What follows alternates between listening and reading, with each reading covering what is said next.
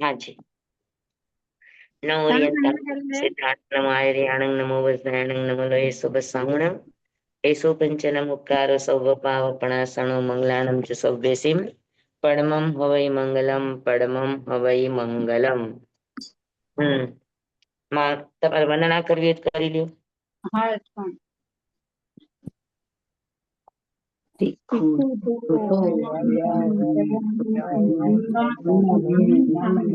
શક્કરેમી ક્ષમ્માણેમી કલ્યાણમ મંગલમ દેવ્યમ ચેયમ ભજવામી મથેન વંદામી તિખુતો અયાહિણં પયાહિણં વંદામી નમંસામી શક્કરેમી ક્ષમ્માણેમી કલ્યાણમ મંગલમ દેવ્યમ ચેયમ ભજવામી મથેન વંદામી. હાજી હાજી. તિખુતો અયાહિણં પયાહિણં વંદામી નમંસામી શક્કરેમી ક્ષમ્માણેમી કલ્યાણં મંગલમ દેવ્યમ ચેયમ મથેન વંદામી સ્વામી સુખસાતામાં. હા, આપણે સ્તુતિ કરી લઈએ. સુખતી સુખી દુઃખતી દુઃખી સૌ કર્મનું ફળ પામતા કર્મો થકી બ્રાહ્મણ ક્ષત્રિય વૈશ્ય શૂદ્રે જન્મતા કર્મો થકી અજ્ઞાનતા કર્મો થકી મોહાંધતા કર્મો થકી સંસારમાં જીવ ભવ ભ્રમણને પામતા કર્મના ફળ ભોગમાના દોષ કોઈ અવરનો ના દોષ છે કોઈ કર્મનો ના દોષ કોઈ ઘટમાળનો દોષો અગર કોઈ હોય તો એ જીવના અવિવેકનો નિજ દોષ દેખે શુદ્ધ બને સિદ્ધાંત છે આ કર્મનો જેમ ચંદ્ર નાડી સૂર્ય નાડી સુષુમણા નિરમણતા એ શ્વાસની સરગમ સાથે સોહમ સોહમ જાગતા અંતર જપે પરિણામ ઉઠે આત્મ ભાવની શુદ્ધતા કર્મો ખપે મુક્તિ મળે પામે પ્રભુની પરમતા કર્મો ખપે મુક્તિ મળે પામે અમરની અમરતા પામે અમરની અમરતા. ઓમ નમઃ નારાયણ ઓમ નમઃ સૂર્ય ઓમ નમઃ સૂર્યદેવ્યાય ઓમ નમઃ વાયનાર્યાસ ઓમ નમઃ બંબીએ લિવ્યે તીર્થંકરો ગણધરો પૂર્વધરો શ્રોતધરો વાચનાચાર્ય યોગ પ્રધાનાચાર્ય ઉપાધ્યાય સાધુ સાધી ભગવંતો જીન શાસન દેવ જીન શાસન માટે આપ સર્વની આજ્ઞા હો શરણું હો સંરક્ષણ હો આપ સર્વની આજ્ઞા હો શરણું હો સંરક્ષણ હો આપ સર્વની આજ્ઞા હો શરણું હો સંરક્ષણ હો. આપણે મતિ જ્ઞાનના 340 પ્રકાર બરાબર. એમાં ક્યાં સુધી સમજ્યું છે આપણે? આઠ સમજ્યાનું ચિહ્ન પર નિશ્ચિત હા અને અનિશ્ચિત, નિશ્ચિત અને ઓકે, અનિશ્ચિત. 12 નિશ્ચિત અને 12, હા અનિશ્ચિત. હા ઓકે, નિશ્ચિત એટલે નેશરાઈથી તમને અડધું દેખાય ને એના ઉપરથી તમે આખું સમજી જાઓ. હા, એને અનિશ્ચિત કહેવાય. અને નિશ્ચિત એટલે તમને આખે આખું દેખાય છે અને તમે એના ઉપરથી ઓળખી લ્યો. ને એને જોતા સમજી જાઓ, એને નિશ્ચિત અનિશ્ચિત કહેવાય. એક મિનિટ.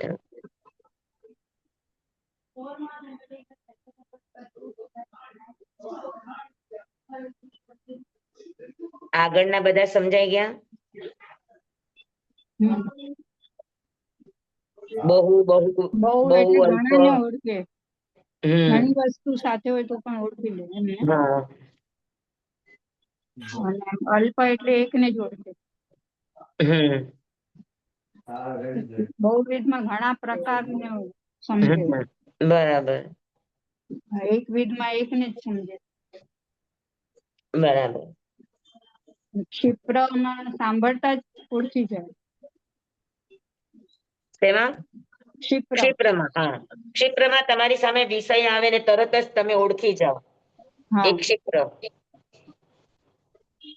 અને અક્ષિપ્રમાં વાર લાગે. અહીંયા બેસી જા, તને સામું રે. અને અક્ષિપ્ર એટલે જે સમજતા આપણને ટાઈમ લાગે, એને અક્ષિપ્ર કહેવાય. બરાબર. પછી હા નિશ્ચિત એટલે કાંઈક તમને દેખાતું હોય એનું ચિહ્ન અને હા એના ઉપરથી ઓળખી જાઓ તો એ હમ નિશ્ચિત કહેવાય.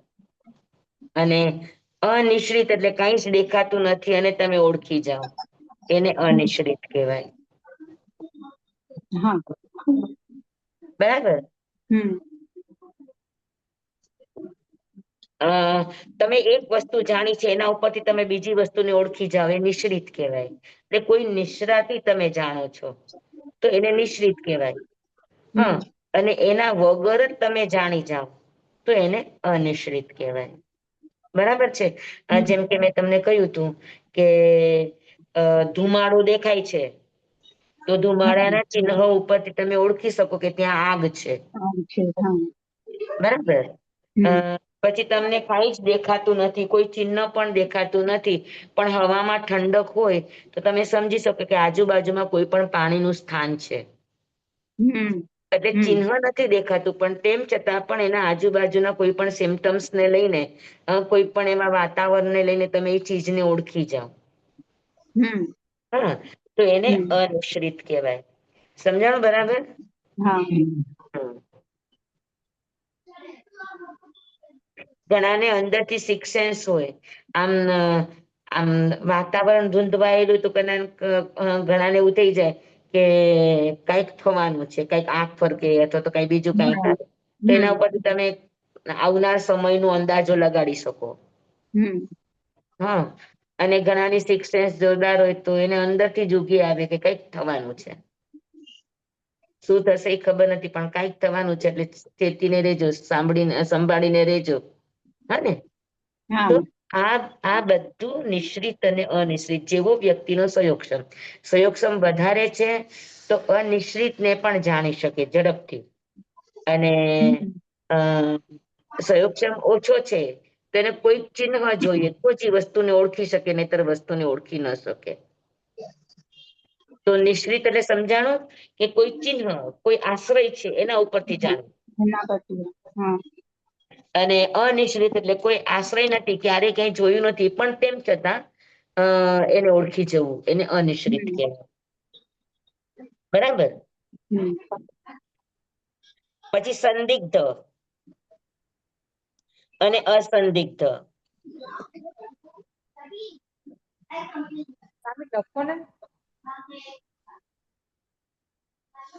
નિશ્ચિત અનિશ્ચિત સમજાઈ ગયું? લખું છું હા. જી સ્વામી સમજાઈ.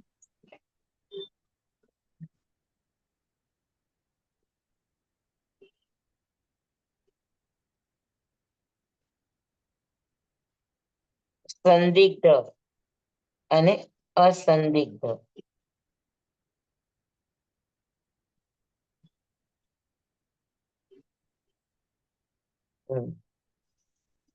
નિશ્ચિત અનિશ્ચિત પછી આવે સંદિગ્ધ અને અસંદિગ્ધ.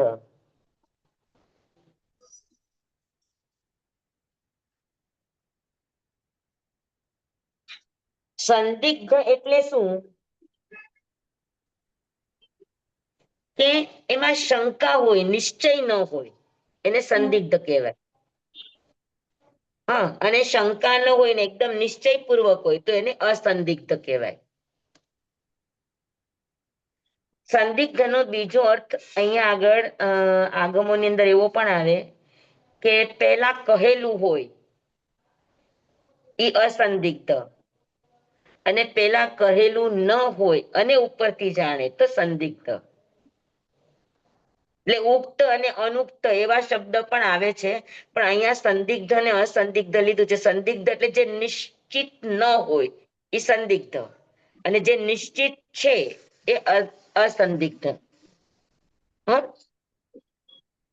તો જેનું આપણને નિશ્ચય ન હોય, આપણે ડામાડોળ હોય, આમ હશે કે આમ હશે, આમ હશે કે આમ હશે, તો નિશ્ચિત ગ્રાહી હોય એને અસંદિગ્ધ કહેવાય. અને જેમાં આ કે આ કન્ફ્યુઝ હોય એને કહેવાય સંદિગ્ધ. બરાબર.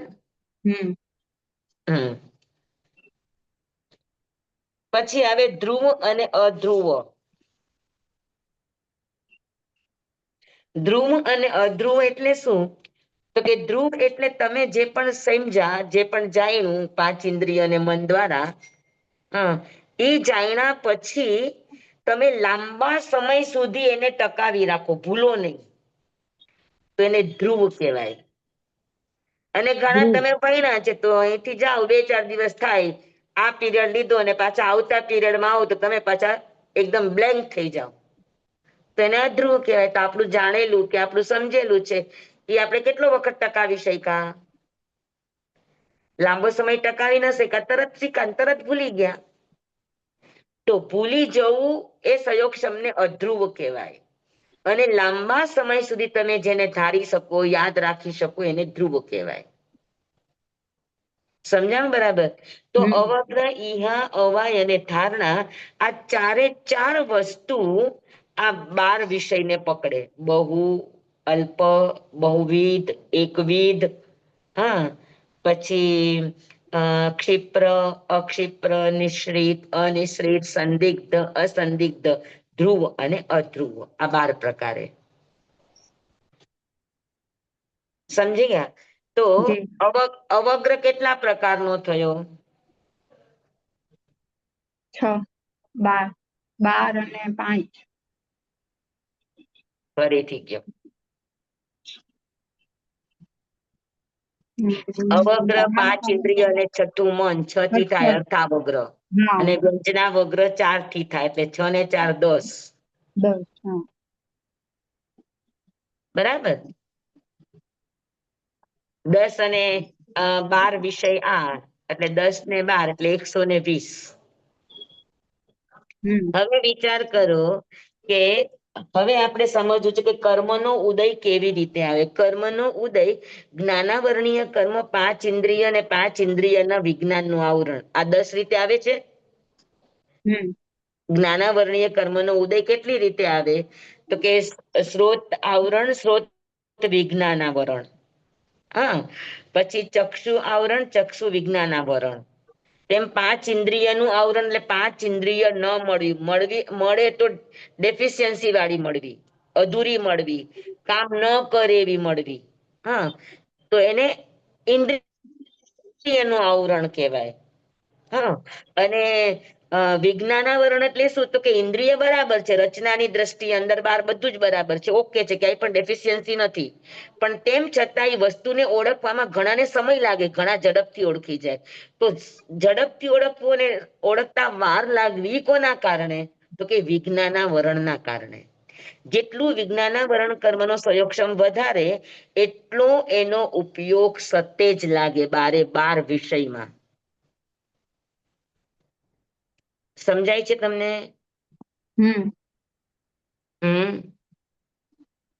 હાલો. વિજ્ઞાનાવરણમાં બે આવે કે ઓળખી. વિજ્ઞાનાવરણ જો સાંભળી લ્યો, હા આપણે ત્યાં ઇન્દ્રિય બે પ્રકારની છે, બરાબર? લબ્ધિ અને દ્રવ્ય. હા તમે સમજી ગયા છો પણ તમે ભૂલી ગયા છો. અધ્રુવ અને ધ્રુવ નહીં, અધ્રુવ થઈ ગયું છે. ઇન્દ્રિય, દ્રવ્યેન્દ્રિય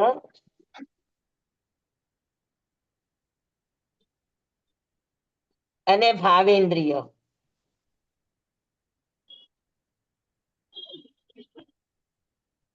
દ્રવ્યેન્દ્રિય કોને કહેવાય? તો કે દ્રવ્યેન્દ્રિયના બે પ્રકાર છે, રચના અને ઉપકરણ.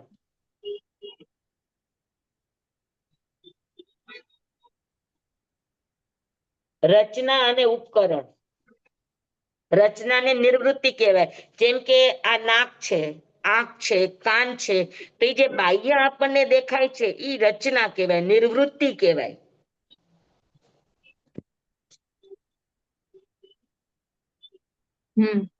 નિવૃત્તિ, નિવૃત્તિ એટલે રચના. તો બાહ્ય જે આકાર છે એ ઇન્દ્રિયોની રચના છે, આકાર છે. પણ કાન છે એ શબ્દને પકડે છે તો એ બાહ્ય આકારથી નથી પકડતો, અંદર જે કાનની રચના છે. હા, કદમ વૃક્ષ જેવી. કદમનું વૃક્ષ જોયું છે તમે? આમ આમ ઓલા ધતુરાના ફૂલ જેવું હોય પણ અંદરથી આમ કેસરાળા લટકતી હોય, એને કદમ વૃક્ષ કહેવાય. તો કાનની અંદરની જે રચના છે એ કદમ વૃક્ષ જેવી હોય. એના જે તાર હોય ને એ બહારથી આવતા શબ્દોને શું કરે, તો કે બહારથી આવતા શબ્દોને ખેંચે અને એને એકદમ ભેગા કરે. આમ આમ આ રીતનું હોય ને તો બહારથી પોળું હોય, પછી ઓલા તાર છે એ ખેંચી ખેંચીને એને ઠેઠ લાસ્ટ સાંકડું છે ને ત્યાં સુધી લઈ જાય. હા, અને ત્યાં એક હથોડા જેવું હોય કાનની અંદર. એ દરવાજો ખુલે એટલે શબ્દો સીધા અંદર જાય. અંદર જઈને આપણા બ્રેઇનની અંદર જ્યાં શબ્દને સાંભળવાનું સ્વિચ છે એના ઉપર ઈ ટકરાય. તો અહીંયા સુધીનું કામ કોણ કરે? સમજ્યા? હા, આપણો આ કાન છે, બરાબર? અહીંયાથી કાનમાંથી શબ્દો ગયા, અંદર ઓલું પુષ્પ જેવું છે એને આપણા અહીંયાથી ગયેલા શબ્દોને આમ ખેંચ્યા, બરાબર? હવે ખેંચીને અંદર ક્યાં લઈ જાય, તો કે આપણું જે બ્રેઇન છે, જે આપણા આ બધા વિષયોને પકડે છે બ્રેઇન. હા, તો બ્રેઇનમાં જ્યાં આગળ શબ્દને પકડવાનો સ્પોટ છે, દરેક ઇન્દ્રિયને ઓળખવાના અલગ અલગ સ્વિચ ઠેકાણા છે બ્રેઇનની અંદર. તો જે શબ્દને ઓળખવાનું જે સ્વિચ છે એ સ્વિચ ઉપર અથડાય. તો અહીંયા સુધીનું કામ કોણ કરે? રચના. રચના અને ઉપકરણ બંને કરે કામ. રચના બહારથી પરમાણુને ગ્રહણ કરે, અંદર સુધી પહોંચાડે, અંદર પહોંચાડ્યા પછી બ્રેઇન સુધી પહોંચાડવાનું કામ કોનું છે? તો કે ઉપકરણનું છે. સમજાણું? અગર ઉપકરણ કોઈ પણ ઇન્દ્રિયનું પ્રોપર નથી, નાક, આંખ, કાન કે જીભ કે કોઈનું, તો એ વિષયને તમારા બ્રેઇન સુધી પહોંચાડી નહીં શકે. તો આ ડેફિશિયન્સી શેની છે? તો કે ઇન્દ્રિયની રચનાની ડેફિશિયન્સી છે. એટલે એને કહેવાય શ્રોત આવરણ, ચક્ષુ આવરણ, ઘ્રાણ આવરણ, જીભ આવરણ, સ્પર્શ આવરણ. કે એ ઓળખી નથી શકતું. છે જ્ઞાનાવરણીય કર્મ, પણ જ્ઞાનાવરણીય કર્મ ડેફિશિયન્સી અગર આપણી રચનાની છે તો એને એ ઇન્દ્રિયનું આવરણ કહેવાય. પણ ડેફિશિયન્સી નથી અને છતાં આપણી ઇન્દ્રિયો કામ નથી કરતી, તેનું કારણ છે તો કે વિજ્ઞાનાવરણનું કારણ છે. તો શ્રોતેન્દ્રિયનું આવરણ અને શ્રોતેન્દ્રિય વિજ્ઞાનનું આવરણ, આ બબ્બે રીતે જ્ઞાનાવરણીય કર્મ આપણને ઉદયમાં આવે છે. હા, અગર આપણો કાન પ્રોપર છે તો શ્રોતેન્દ્રિયનું આવરણ નથી, પણ કાન આપણા શબ્દને સાંભળી શકતો નથી. સમજાણું? તો સાંભળી ન શકવાનું કારણ શું?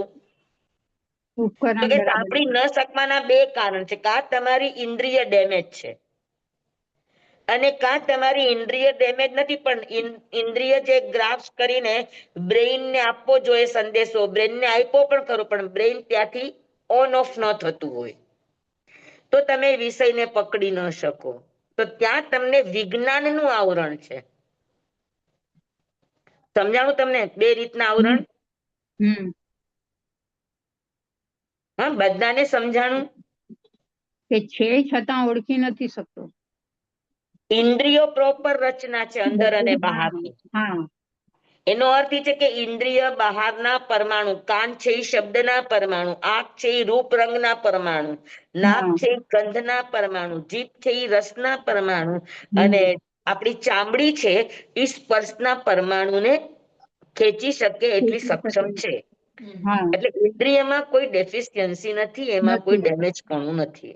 તો હમ ઈ આવરણ નથી, પણ તેમ છતાં આપણી ઇન્દ્રિય કામ ન કરતી હોય તો કોણ જિમ્મેદાર? રચના પ્રોપર છે અને છતાં નથી સંભળાતું, તો કોની ડેફિશિયન્સી ગણવી? તો વિજ્ઞાનની ડેફિશિયન્સી ગણવી. વિજ્ઞાન. તો વિજ્ઞાનાવરણની. બરાબર સમજાણું? હમ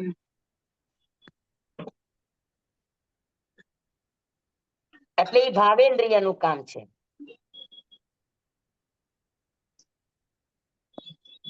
ભાવેન્દ્રિયના બે પ્રકાર, લબ્ધિ અને ઉપયોગ.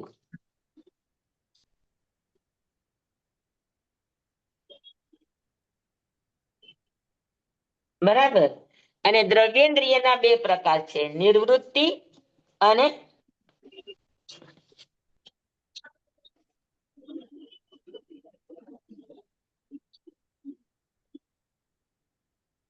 નિવૃત્તિ અને ઉપકરણ.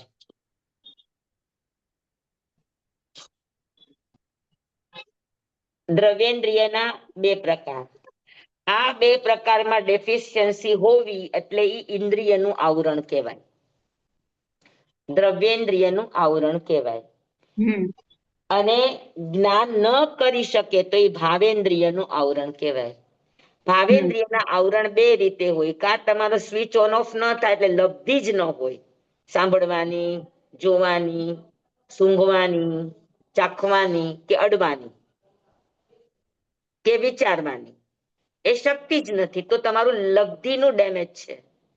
પણ લબ્ધિ હોય પણ તમારો ઉપયોગ ધ્યાન ન હોય તોય તમને ન સંભળાય. ઘણા આપણને બોલાવતા હોય તો આપણા કાનમાં તકલીફ નથી, બધું જ થયું હોય, પણ આપણો ઉપયોગ ત્યાં જોડાયો નથી એટલે આપણને ન ખબર પડે કે કોણ બોલાવે છે કે શું બોલાવે છે. અવાજ આવે પણ શું બોલે છે, કોને બોલાવે છે, એમાં આપણો ઉપયોગ જોડાણો નથી તો આપણને ખબર ન પડે. પણ ઘણી વાર બે ત્રણ જણ એક સાથે બોલાવતા હોય તો ધ્યાન બેરા કે ને. હા, ધ્યાન બેરા. યસ, ધ્યાન બેરા ઈ ઉપયોગની કચાસ. બાકી બે ત્રણ જણા બોલાવે તો આપણને સંભળાય તો ખરું જ ને કે બે ત્રણ નો અવાજ આવે છે. હા, બે ત્રણ નો અવાજ આવે તો સમજી લેવાય કે ભાઈ આ બહુ છે, બહુ. એટલે બહુ ગઈકાલે એટલે આપણા શીખવાડ્યું ને કાને પાછું. ઘણા બધાના અવાજને સાંભળો. બરાબર. વ્યક્તિ એક જ છે પણ વ્યક્તિ છે પણ વ્યક્તિ મનુષ્ય છે કે કોઈ પણ છે, આપણા લેડીઝ જેન્ટ્સ કોઈ પણ એના અવાજ છે. અને સંગીતની અંદર કોઈ તબલાનો અવાજ, કોઈ બંસરીનો અવાજ, કોઈ ખંજરીનો અવાજ, કોઈ હા, ઈ વાજિંત્ર. બધા અલગ અલગ અલગ અવાજ, એને બહુવિધ અવાજ કહેવાય. આવ્યું ધ્યાનમાં તમને? હમ જી. કન્ફ્યુઝ નથી ને?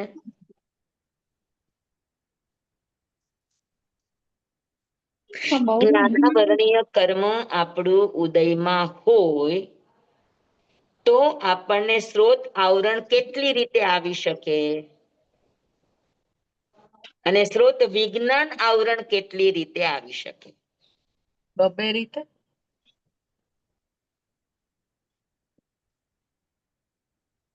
કેટલી રીતે આવી શકે? બબે. ચાર. કયા ઉપયોગ બબે? અને લબ્ધિ.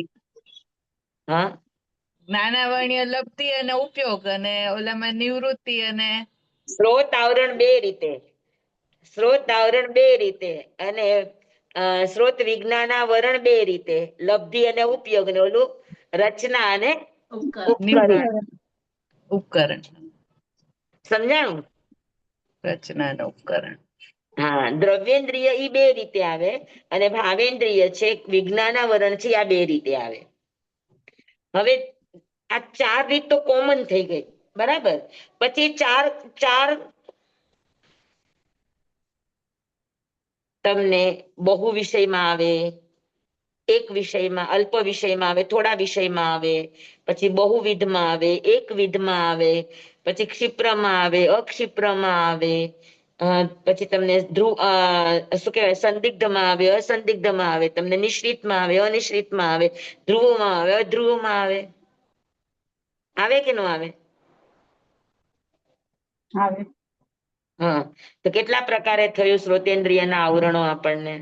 12 12 તો વિષય, અને ઓલા 6 બીજા, 10 છે, 10 અને 12 22. 12 વિષય, પછી 6 એના ઓલા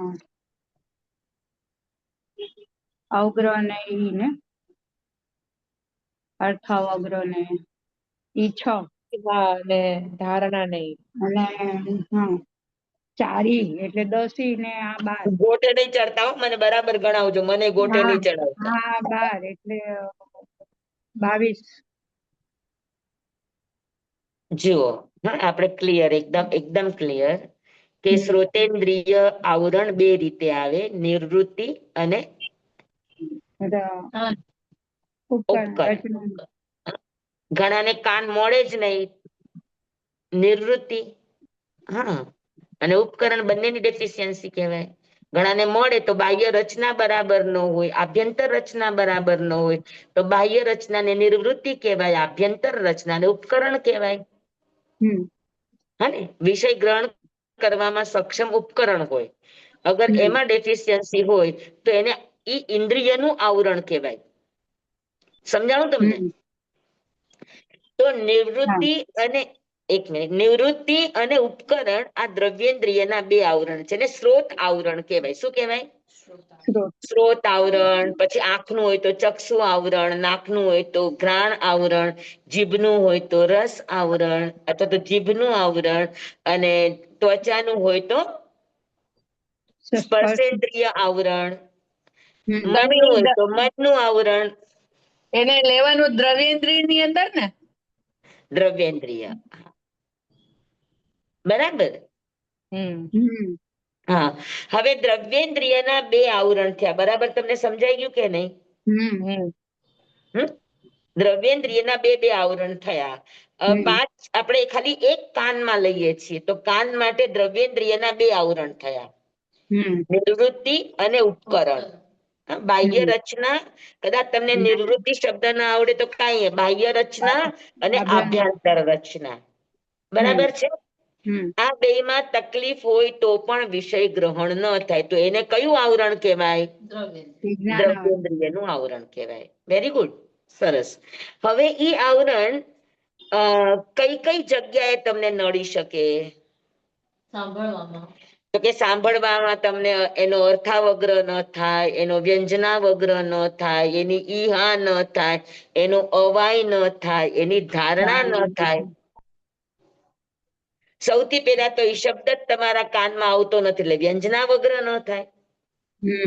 પછી ભાઈ કોકનો અવાજ આવી રહ્યો છે એવું જ સંભળાય નહીં તો અર્થાવગ્રહ ન થાય. પછી આનો અવાજ છે કે આનો અવાજ છે એવું ઈહા ન થાય.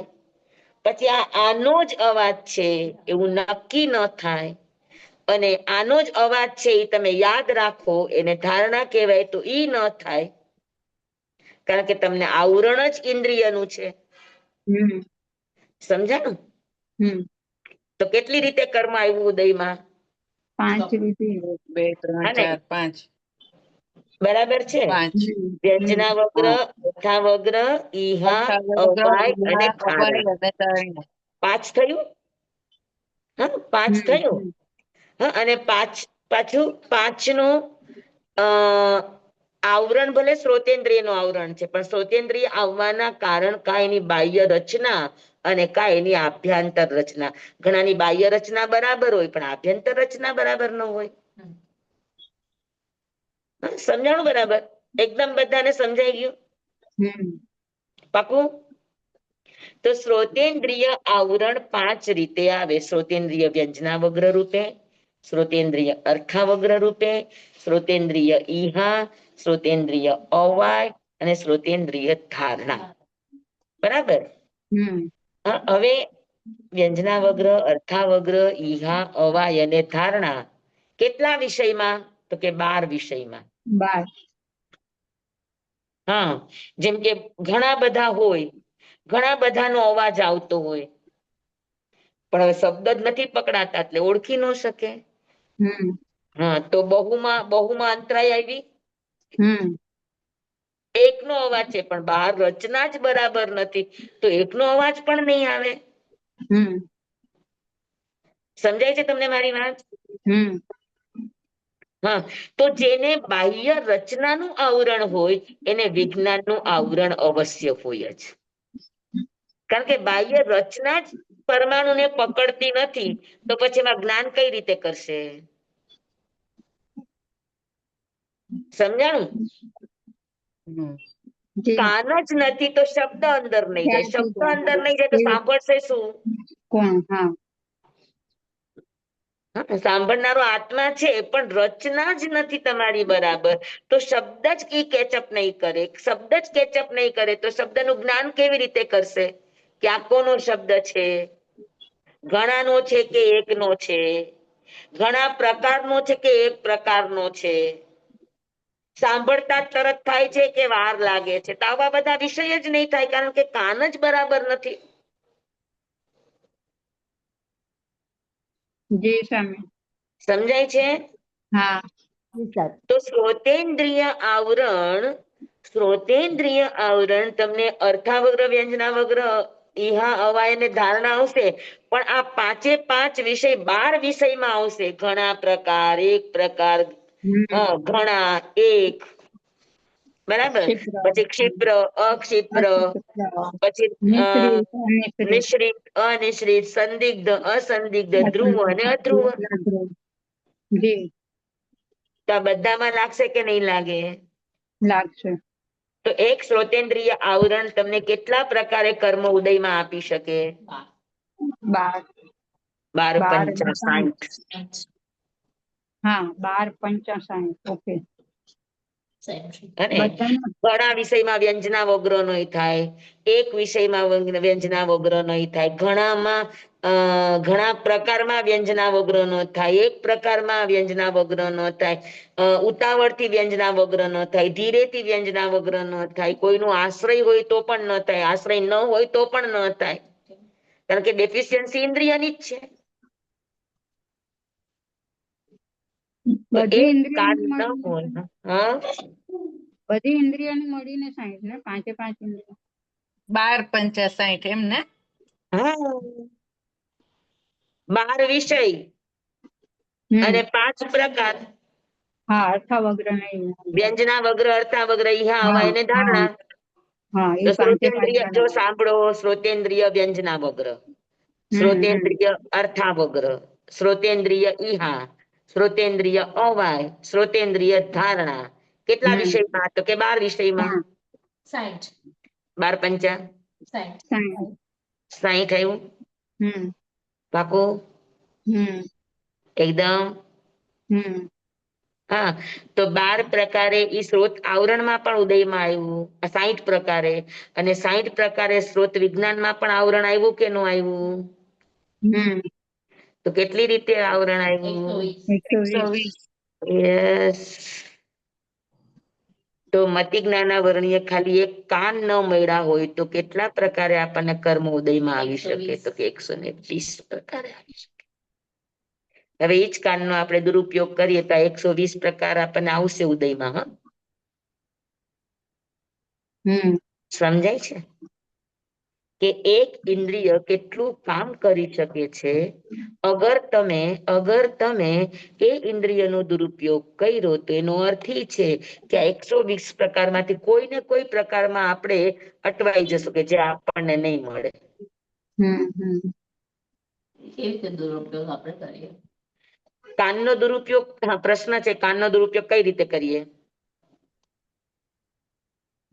હા, આપણે કુટલી નિંદા સાંભળીને એમાં ભળીએ. સાંભળીએ નિંદા સાંભળો, કોઈના આવરણ વાત સાંભળો, હા ને, પણ સ્વામી કોઈ પછી બોલે તો સાંભળીને સાંભળો. રાગ દ્વેષ કરો, સાંભળીને ગુસ્સો કરો, આવેશ કરો. તમારું ધાર્યું ન થાય સાંભળવામાં તો તમને ગુસ્સો આવે, આવેશ આવે, તો આ બધા કાનના શું કહેવાય? દુરુપયોગ કહેવાય. પછી કાનથી જે સાંભળવું જોઈએ ભગવાનનું નામ છે કે સારી સારી વાતો છે જે તમારા જીવ તમે કદાચ ધર્મની વાત ન સાંભળો તો પણ કાંઈ નહીં, પણ તમારું જીવન ડેવલપ થાય એવી સારી સારી વસ્તુઓ તમે પોઝિટિવ સાંભળો તો તમારા કાનનો સદુપયોગ છે. અને તમે નકામી ચીજોને સાંભળ્યા રાખો તો કાનનો દુરુપયોગ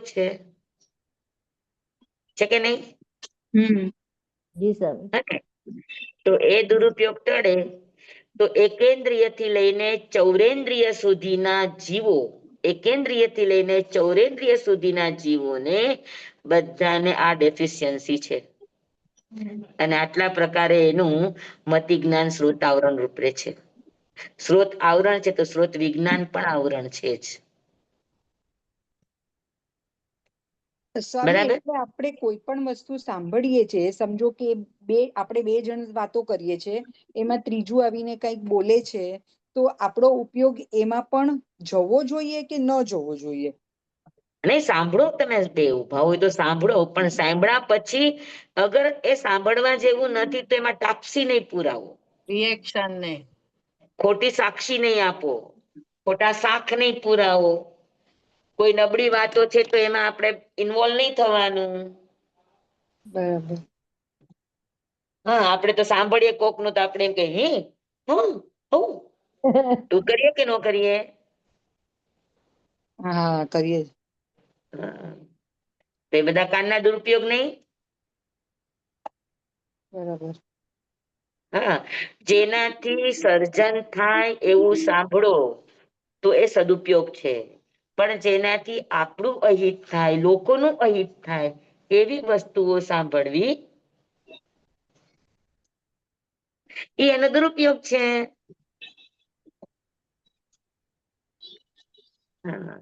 પછી કોઈના શબ્દનું અપમાન કરવું આ પણ કાનનો દુરુપયોગ છે.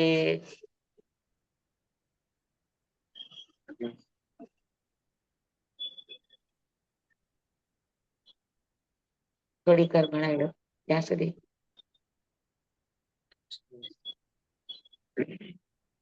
સમજાણું? બાજુની રૂમ, બાજુની રૂમ. તો કેટલા બધાથી આપણે બચી શકાય? કયો અને ગાંધીજી નું યાદ રાખવાનું, કોઈનું નબળું સાંભળવાનું નહીં.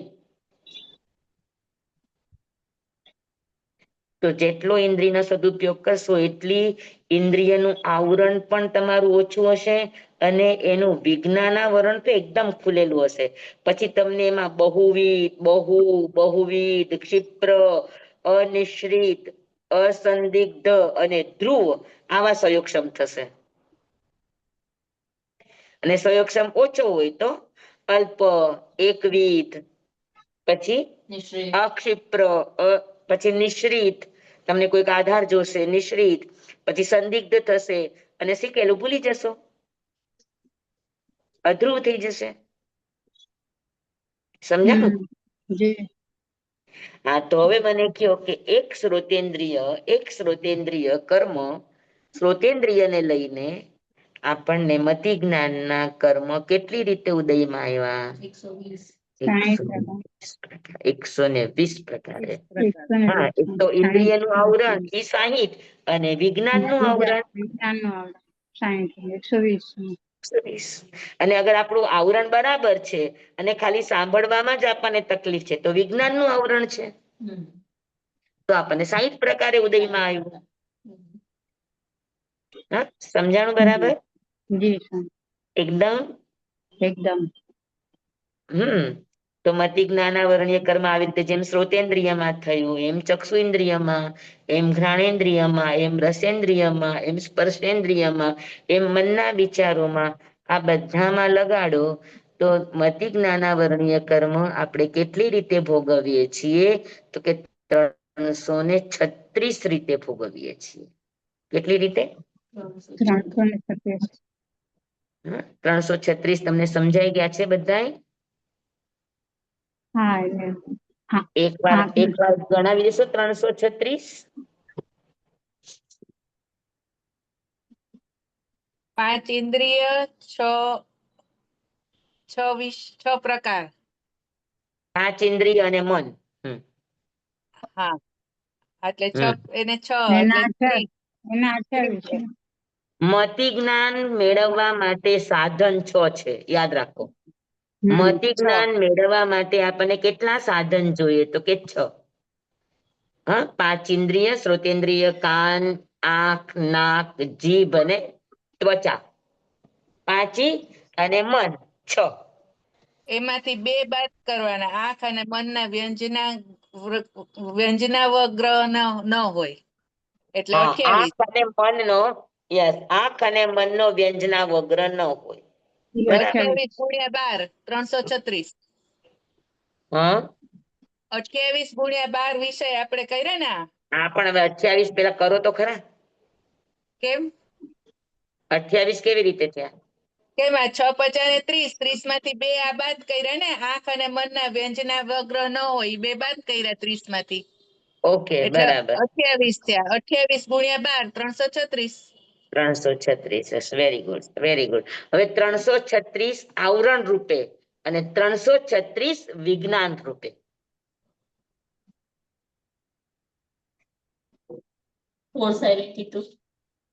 336 તમને ઇન્દ્રિયના આવરણ રૂપે, કે ઇન્દ્રિય જ નથી મળી. 372. અને અરે 336 તમને 672. વિજ્ઞાનાવરણ રૂપે પણ તમને અંતરાયમાં આવે. તો કેટલા થયા? 336. 372. 672. હા, 672. 672. એટલા પ્રકારે આપણને મતિ જ્ઞાન કર્મો ઉદયમાં આવે છે. વિચારો તમે. તો આપણે અત્યારે એમ થાય કે આપણને તો તરત કાનથી સંભળાઈ ગયું ને આ કે આ થઈ ગયું, તો કેટલો સહયોગ કરીને આપણે આવ્યા છીએ વિચારો. ત્યારે આપણે 5 ઇન્દ્રિયો આપણી કામ કરે છે ને. હા ને? એક હવે ભાવેન્દ્રિયનું એક લખવાનું રહી ગયું છે. તમે કીધું ને દ્રવ્યેન્દ્રિયમાં નિવૃત્તિ અને ઉપકરણ. ભાવેન્દ્રિયના 2 લખવાના રહી ગયા છે. ભાવેન્દ્રિયના 2 લબ્ધિ અને ઉપયોગ. Thank લબ્ધિ you. એટલે શું?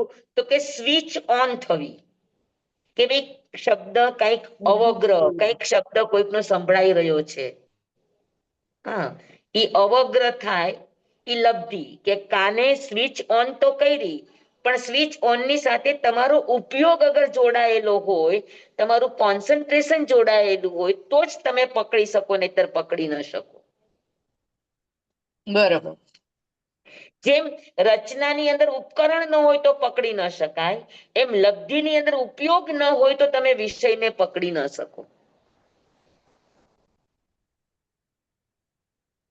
સમજાણું?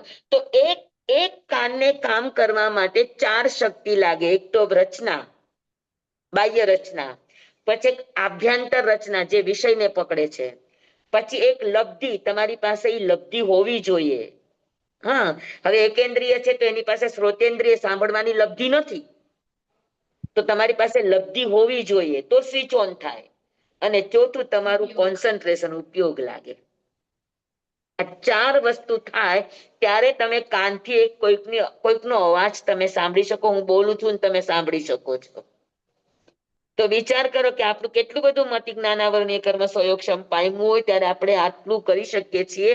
તો એક ઇન્દ્રિયને કામ કરવા માટે કેટલો સહયોગક્ષમ જોઈએ એ મને કયો. હા, અમસ્તું નથી કીધું કે એક ઇન્દ્રિયથી બીજી ઇન્દ્રિય મેળવવા માટે અનંતું પુણ્ય લાગે. હા, ખાલી સ્પર્શેન્દ્રિય એકેન્દ્રિય જીવોને હોય એમાં અનંતુ પુણ્ય એડ થાય ત્યારે એને બીજી ઇન્દ્રિય મળે. એમાં અનંતુ પુણ્ય ભેગું થાય ત્યારે ત્રીજી ઇન્દ્રિય મળે. તો આપણને 5 ઇન્દ્રિય મળી છે તો કેટલું પુણ્ય લાગ્યું હશે એના માટે. કારણ કે એક ઇન્દ્રિયને વાપરવા માટે કેટલી શક્તિઓ કામ લાગે કયો. અને આપણે નકામાં બેઠા બેઠા જે તે વસ્તુની અંદર આપણે આવી બધી મહાન શક્તિઓને આપણે વેડફીએ છીએ ને.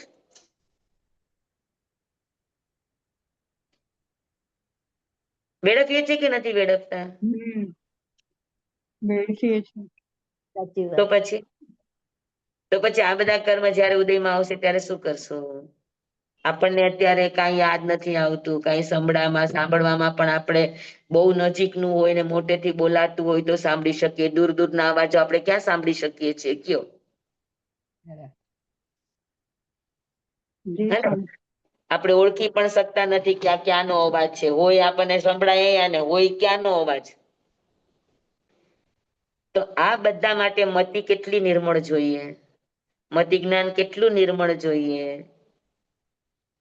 હા, મેં તમને કીધું હતું કે વીજળી અહીંયા થતી હતી, અવાજ અહીંયા આવતો હતો અને મોટા ગુરુદેવ એમ કે આ અવાજ ચેન્નઈ નો છે. તો આ વીજળીનો અવાજ ચેન્નઈ નો છે એ ઓળખવા માટે એની મતિની કેટલી નિર્મળતા છે. અને કઈ હંબક વાત નહોતી. બીજે દિવસે પેપરમાં આવ્યું કે ત્યાં વરસાદ હતો અને અહીંયા કઈ એક છાંટોય નહોતો. એટલું એટલે બધું થયું. આ બધી ચીજો માટે મતિની કેટલી નિર્મળતા, કેટલો સંયોગક્ષમ જોઈએ કયો. એ વિષયને કેટલા ઝડપથી પકડી શકતા હોય એ કયો. આમ એક નજર ફેરવીને 60 જણાની હાજરી પૂરી લે તો કેટલું ક્ષિપ્ર હશે એનું મતિ જ્ઞાન, કેટલું ક્ષિપ્ર હશે કયો. એ કઈ રીતે થાય? હા, એટલું બધું સાધના. મતિ જ્ઞાનની નિર્મળતા આ બધા જ ભાવ ઉપર આધાર રાખે. જેટલા તમારા ભાવ વિશુદ્ધ, જેટલી વિરાધના ઓછી, એટલી આની તાકાત ને સંયોગક્ષમ વધારે થાય. એલર્ટનેસ સમજ્યા ને? જી સ્વામી. જી સ્વામી. આવું તો મેં નહોતું ક્યારે સમજ્યું. તમને સમજાવતા મને સમજાવ કે આમાં કેટલું બધું આપણે કેટલા બધા આપણે આની અંદર ગુથાયેલા છીએ, વેડફીએ છીએ આપણી તાકાતોને. અનંતી તાકાત છે એક એક ઇન્દ્રિયો પાસે. પણ આ બધી તાકાતને આપણે વેડફીએ છીએ. અગર બધી ઇન્દ્રિયોનું તમે મૌન કરી દો, કાનથી સાંભળવાનું નહીં, આંખથી જોવાનું નહીં, નાકથી સાંભળો, તો તમારી પાસે કેટલી એનર્જી આવે એ વિચારો.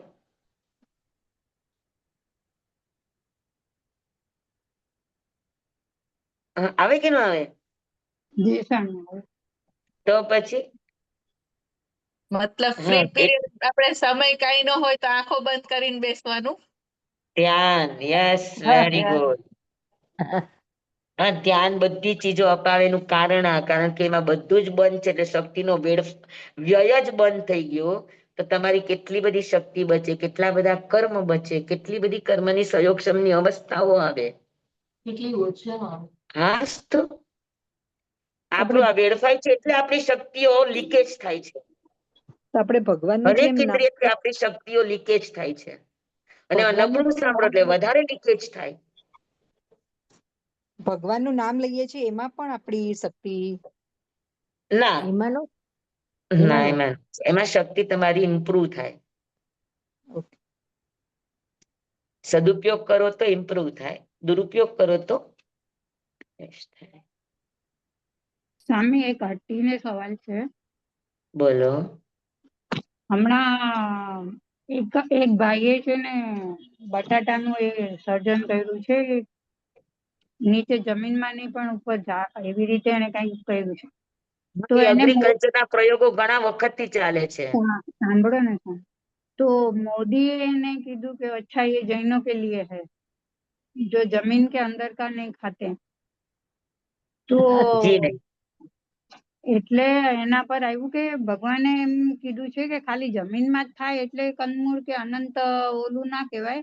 તો એના 6 પ્રકાર ભગવાને કીધા છે. 6 પ્રકારે ઈ અનંતકાય કહેવાય. તો એવું છે 6 પ્રકારે. હા, પન્નવના સૂત્રમાં 10 લક્ષણ આપ્યા છે. 6 નહીં, 10 લક્ષણ આપ્યા છે. ઓકે. અને 15મા સૂત્રમાં બટેટાને જમીન કંદ શબ્દ જ નથી કે જમીનમાં ઉગે ઈ જમીન કંદ કહેવાય એવું નહીં. સિંગદાણા પણ જમીનમાં જ ઉગે છે, પણ એ હા કંદમૂળ નથી.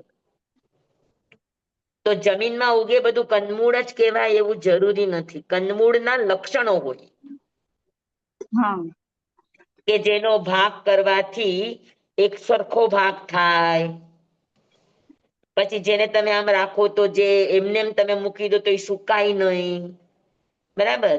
પછી હમ. તમે એને સુધારો તો તમે અંદરથી ગોળ ગોળ ગોળ ગોળ રાઉન્ડ રાઉન્ડ જેવું દેખાય. પછી જેની અંદરના ગર્ભ કરતા છાલ જાડી હોય, એવા 10 લક્ષણ આપ્યા છે.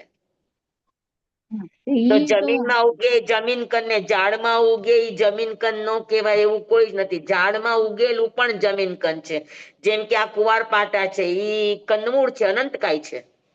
હા ઈ બહાર જ ઉગે હે છે, ઈ ક્યાં જમીનમાં ઉગે છે.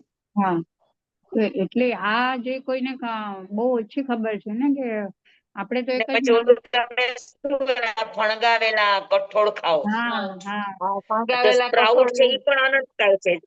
અનંતકાય છે. ઈ જે સ્પ્રાઉટ જે ઓલો અંકુરો નીકળ્યો ને ઈ અનંતકાય હોય. તમે કંદમૂળ ખાઓ હા એની કરતા વધારે પાપ હોય એમાં. હમ તો તો ઈ જ સ્પ્રાઉટ છે, હા, ઈ પણ અનંતકાય જ ખાવ છો તમે. તો એટલે હા એટલે આ અનંતકાયના બધું 10 લક્ષણ છે 15મા સૂત્રમાં. હા અનંતકાયને ઓળખવા માટેના. એટલે જમીન ઉપર બટાટા ઉગે કે ઝાડ ઉપર બટેટો ઉગે તો ઈ એને માટે શબ્દ આવે સાધારણ વનસ્પતિ. હા કંદમૂળ માટે અનંતકાય માટે શબ્દ આવે સાધારણ વનસ્પતિ. અને સાધારણ વનસ્પતિનો અર્થ ઈ થાય કે એક શરીરમાં અનંત જીવ રહે એને એને અને સાધારણ વનસ્પતિ કહેવાય. હમ તો બટેટા છે એને કંદમૂળ નહીં કહેવાનું, સાધારણ વનસ્પતિ કહેવાનું. હા સમજાણું? હા હા ઈ જ હા કે મોદીએ કીધું એટલે લોકો માની લે કે આ હવે ના ના ના, એ કોઈ પણ મોદી પણ કે તો શું, મોદીને જૈન ધર્મનું એટલું કેટલું ઊંડું નોલેજ હોય. 15મા સૂત્ર એમને વાંચો ક્વેશ્ચન હા કર્યો હતો સ્વામી, એટલે ઈ તો મોદીજીએ ક્વેશ્ચન કર્યો છે. ઝાડ ઉપર ઉગે કે જમીનમાં ઉગે, બટેટા અનંતકાય છે. હમ મોદીજીએ ક્વેશ્ચન મૂક્યો છે કે તો શું હવે આ ખાઈ શકશે જૈનો એમ. ના એટલે એને ભલે હા મજાકમાં જ બરાબર પૂછ્યું, છે, ખાઈ ના શકે. એ મજાકમાં જ બોલ્યો છે, પણ ના લોકો તો ના ના જેને ના, હવે લોકોને તો જેમ સ્વામી અર્થ લેવા હોય એમનો એમ આજે લે. ખુલાસો હા, જેને કોઈએ ખાવું કર્યો છે કે એ ખાવાના અર્થ લે, ભગવાન જેને નથી ખાવું એ નથી ખાવાના અર્થમાં લે, પણ આપણે આપણો વિવેક વાપરીને કામ કરવાનું. હા એટલે આજે હે એનો પણ ઈ પન્નાવાડામાં બતાવ્યું છે એ તો જે વર્ષોથી આગળમાં ખુલાસો બતાવેલું આપ્યું છે, કે ભગવાને અને કીધું ઝાડ છે કે ઉપર તો હમણાં જ થયું છે ને. નહીં એટલે 15મા સૂત્ર વાળા જાણતા હતા કે આવા બટેટા ઉગશે, એટલે એમાં એવું નથી આપ્યું, એમાં ખાલી આલુ શબ્દ વાપરો છે, જમીન કંદ શબ્દ નથી વાપરો. હા સાધારણ વનસ્પતિના નામ આપ્યા છે ને એમાં આલુ નામ છે. હમ આલુ એ સિંગ બેરેય એવો શબ્દ છે. તો આપણે જે લીલ ફૂગ થાય એને પણ આપણે તો અનંતકાયમાં જ ગણીએ ને. હા હા, એ પણ અનંતકાય છે. મશરૂમ છે એ પણ અનંતકાય છે. હા એ કઈ જમીન ઉપર જ થાય છે ને, પાણી ઉપર. ઝાડ પર હોય એ પણ અનંતકાય. મેં તમને સ્પ્રાઉટ કીધું ને, એ પણ અનંતકાય હા છે. હા હા હા, ઈ નથી એટલે ખાતા આપણે ને. ત્યાં વનસ્પતિના 6 ભેદ છે. સાધારણ વનસ્પતિ, પ્રત્યેક વનસ્પતિને સૂક્ષ્મ વનસ્પતિ. હા ઓકે હા, આવા 6 ભેદ છે. હા હા અપર્યાપ્તા અને પર્યાપ્તા. હમ તો ઈ જ વનસ્પતિ કાયમાં સૂક્ષ્મ વનસ્પતિ અને સાધારણ વનસ્પતિ આ બંને અનંતકાય છે. ખાલી પ્રત્યેક વનસ્પતિ અનંતકાય નથી, ઈ પણ અંકુર થયા પછીની, અંકુર હોય ત્યારે ઈ પણ અનંતકાય જ છે, પ્રત્યેક વનસ્પતિ પણ. એટલે શું અંકુરો ફૂટે નહીં અનંતકાય. સૂક્ષ્મ જેમ એટલે કે નિકોદર છે. કેરીના ઝાડ ઉપર કેરીનો મોલ આવે તો એ બધી અનંતકાય છે, પછી એમાંથી એક ફળ થાય છે તો ઈ પ્રત્યેક થાય જયારે છે. તાજો અંકુર આવે ને ઈ અનંતકાય છે, પછી હા, જેમ ઈ પાકી જાય ને અનંતકાય. પછી અનંતકાય નો રહે. હા, પાકેલા ફળ બધા પ્રત્યેક થઈ જાય, હે ને? પ્રત્યેક થઈ જાય. સમજાઈ ગયું બધાને? જી સ્વામી. તમે જી સ્વામી, 3 થી 4 નો ક્લાસ થઈ ખૂબ ખૂબ શકે? આભાર સ્વામી. હા 3 વાગ્યાથી ક્લાસ થઈ શકે? અમારે 5 વાગે ચોવિયાર થઈ જાય અત્યારે. હા, તમે કલકત્તા વાળા છો. Okay okay okay okay. 5 વાગે 3 થી 4 ચોવિયાર થઈ જાય અમારે. કરી શકાય, હા કરી શકાય. સ્વામીને ફાવશે અમે તો કલકત્તા હતા ત્યારે 3 થી 4 જ લેતા હતા. હા, હા, એ તો કહું છું. આપણે 3 થી 4 જ લઈએ છીએ સ્વામી. સવારે હા, નેક્સ્ટ ટાઈમ થી આપણો ક્લાસ નો ટાઈમ 3 થી 4. એકાસુર છે એટલે વાંધો સ્વામી, તો નથી. મારે સવારે નહીંતર તો 4:30 વાગે ક્લાસ ચાલુ થશે. સવારે જમવા બેસવું પડે તો અમારે. આપણે કાલે 3 વાગ્યાનું રાખવાનું. મારે હા, સવારે 3 થી 4. 4:30 વાગે આવશે તો પછી હવે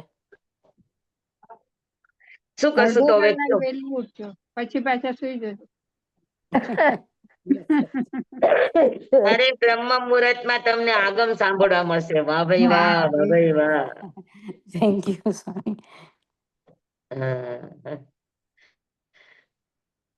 અને અમારું ને કેટલા સાધર્મિક ના દર્શન થશે તમને, અને તમારા દર્શન હા, જી તમારા સ્વામી. દર્શન બધાને થશે ફાવતું સ્વામી હોય તો તમારા. કરજો ને, કઈ વાંધો નથી. મજામાં કેમ છે? તો કાલના 3 વાગે રહેશે ક્લાસ. એ ક્લાસ ચાલે છે. Okay okay. ચાલો સ્વામી, બધા. હાજી. સિંગોડા ખવાય કે ના ખવાય આપણે?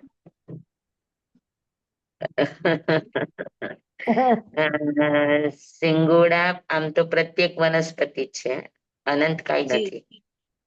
જી. હમ? પણ સ્વામી, આપણા અમને એવું શીખવાડ્યું હતું કે સાધારણ વનસ્પતિ જે હોય ને, જેનો માવો બને ને, એ બધી સાધારણ કહેવાય. તો સિંગોડામાં બી તો માવો જ ના થાય ના ને? ના ના, એવું નહીં. સિંગોડા તમે જોજો, ખોલો ને ત્યારે તમને બટેટા જેવા આમ તમને ત્યાં લાઈન લાઈન, પછી ગોળ ગોળ તમે બારીકાઈથી જોજો. એમાં હા, નથી હોતું. અને આમ તમે સુધારો ને તો અંદર થી રજ ઉડે ને એવું લાગે. સાધારણ હા, વનસ્પતિમાં આમ રસ છૂટતો હોય ને એવું લાગે. એવું સિંગોડામાં ન થાય. સોરી, મેં નો સાંભળ્યું. શું સિંગોડા? સિંગોડામાં એવું ગોળ ગોળ કે આમ તમે સુધારો આમ ઉપરથી આમ રજ ઉડે ને એવું ન થાય. એટલે જ્યાં તમે સુંદર કંદમૂળ સુધારો ને આમ સુધારો ને આમ ઉપરથી આમ તમને એનો અહેસાસ થાય. એટલે સિંગોડા કંદમૂળ નથી ને? નથી નહીં નહીં નહીં. ઓકે. સિંગોડા તો સાધુ સાધ્વી ઓર જ છે. અચ્છા. ચાલો ભલે. સિંગોડાનો લોટ પણ બને ને સ્વામી? હા બને. સિંગોડાનો લોટ બને આજનો ને બને બને હળદરનો બને, એવી રીતે એનો લોટ પણ ફરાળમાં બને. ખાય ને. બને. ચાલો, આપણો મતિ જ્ઞાન નો વિષય શ્રુત નિશ્રિત, જે પેલા તમે ક્યારેક સાંભળ્યું છે, જોયું છે, એના ઉપર આ 336 પ્રકાર આવરણ અને 36 પ્રકાર વિજ્ઞાન, 336 એ રીતનો સંયોગક્ષમ જીવ કરે ત્યારે એને મતિ જ્ઞાન 5 ઇન્દ્રિય અને મનથી થાય. બરાબર? એને શ્રુત નિશ્રિત કહેવાય. શ્રુત એટલે પેલા તમે ક્યારેક પણ એને સાંભળ્યું છે, જોયું છે, તમને પરિચયમાં આવેલું છે.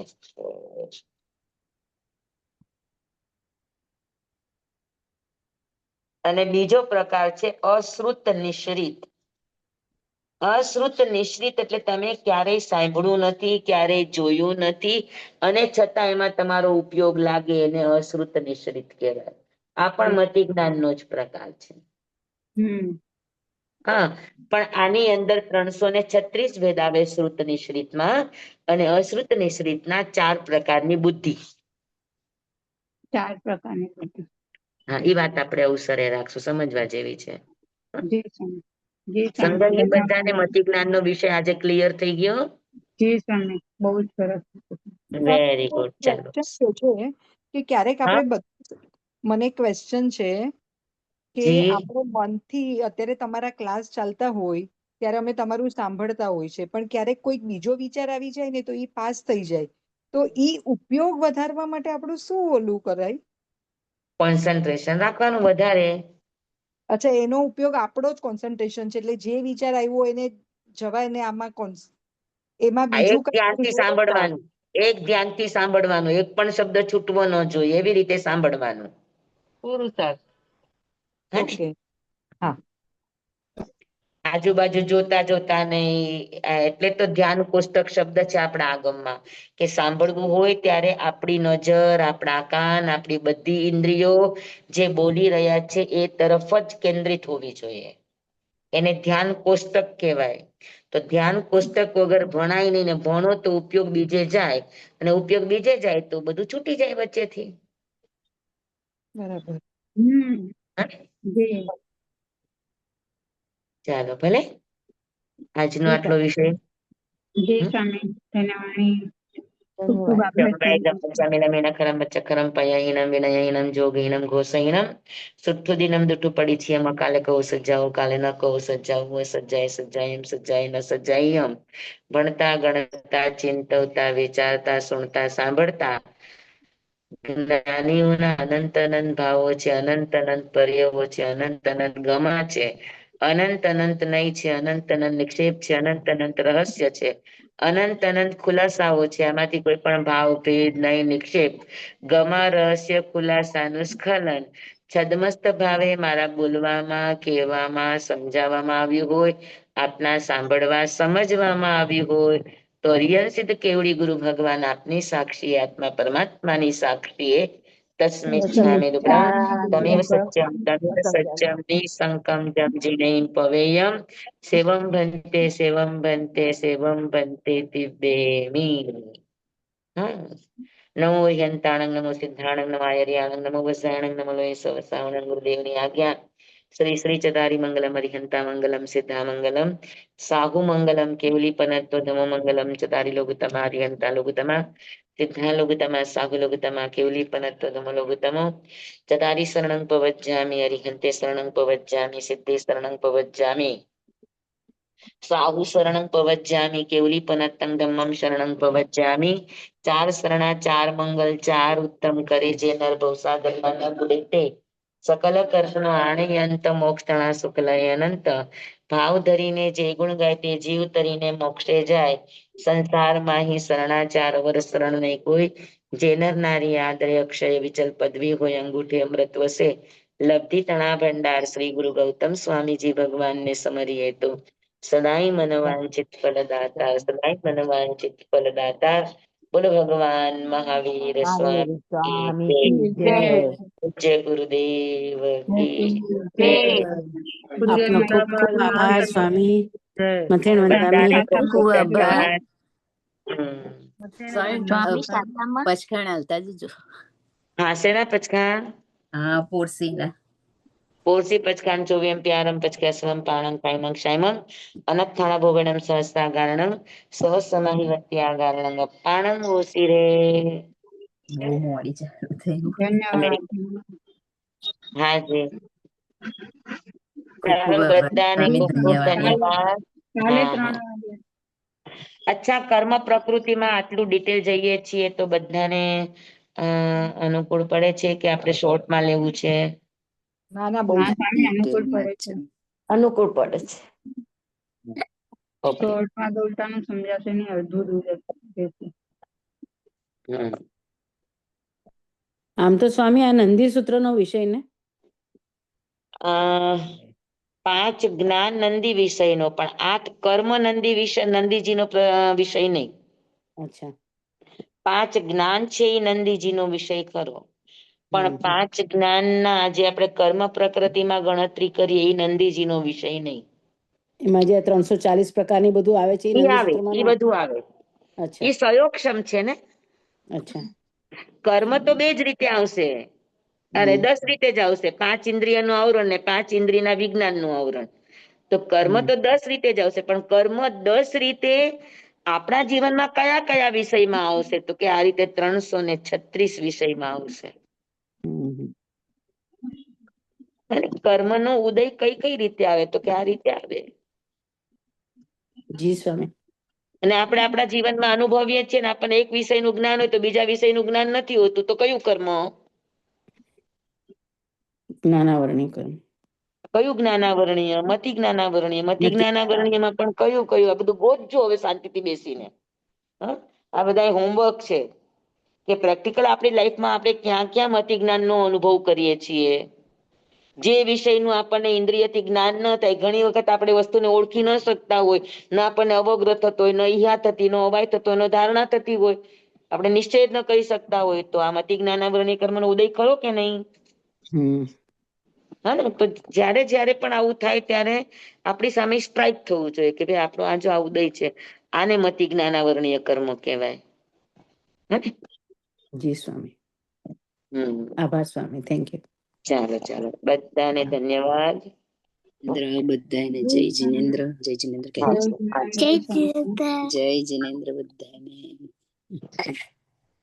ઉર્મિલાબેન, હા આવું મારું મિસ થયું છે. તમે હા, મૂકો આજનું? ને, મૂકી દેજો. હા, હા આવી જશે. આજનું. હા, હા આજનું મારું મિસ થઈ ગયું હા, છે. ને કાલથી 3 વાગે. હા, કાલથી 3 વાગે, પણ 3 હા વાગે તો ખબર નહીં ચાલુ થશે, પછી રેકોર્ડિંગ જ સાંભળવું પડશે. કેમ કે અમારે સવારનું પ્રતિક્રમણ કરવા બેસું ને એટલે અમે 4:15 તો ઉઠીએ છીએ. 4:25. જો કેવી રીતે અનુકૂળતા પડે છે. હા, પછી રેકોર્ડિંગ સાંભળી લઈશું તો એવું હા છે. જી જી જી. ઓકે, જય થેન્ક જિનેન્દ્ર યુ. બધાને. ખૂબ આભાર. બસ સાથે જો મળી આપણે જઈએ. એક બે વખત 3 થી 4 લઈ જોઈએ, નહીં ફાવે તો પછી 3:30 આપણે પાછું કરી લેશું. તો અરુણાને કહેશું કે ભાઈ તું સાંભળ. Okay okay. કલકત્તા સાઈડના કેટલા જણા છે જરાક જોઈ લેશું. હા હા, તો કાલે તો 3 વાગે છે. હા, કાલે 3 વાગે. ઓકે.